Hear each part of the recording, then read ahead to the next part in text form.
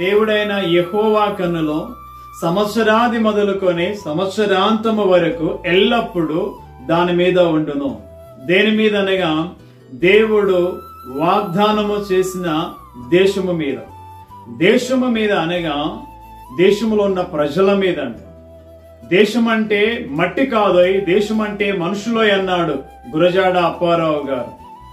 కనుక ఈ సంవత్సరంలో మొదటి నెల, మొదటి వారం, మొదటి దినం, మొదటి సమయము మొదలుకొని ఆఖరి నెల, ఆఖరి వారం, ఆఖరి దినం, ఆఖరి క్షణము వరకు మనము సజీవులముగా ఉన్నామంటే సజీవుడైనటువంటి దేవుని కృప మాత్రమే అయి ఉంటున్నది.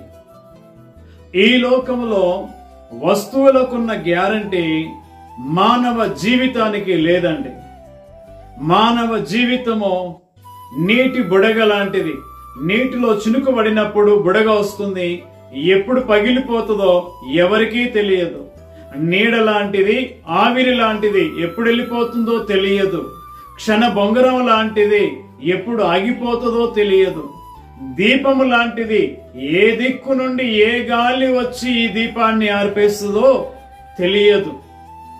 అటువంటి జీవితానికి ఈరోజు ఉన్నామంటే కేవలము దేవుడి కృప మాత్రమే అయ్యున్నది.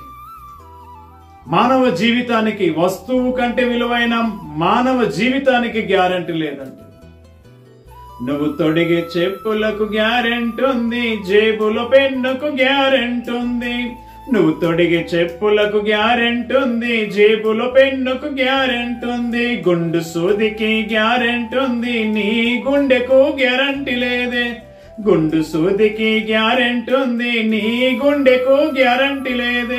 ఇయాల ఇంట్లా రేపో మట్ల, ఇయాల ఇంట్లా రేపో మట్ల, ఇయాల ఇంట్లా రేపో మట్ల, ఏది నీది కాదే యేసయ్య నీకు తోడే, ఏది నీది కాదే యేసయ్య నీకు తోడే.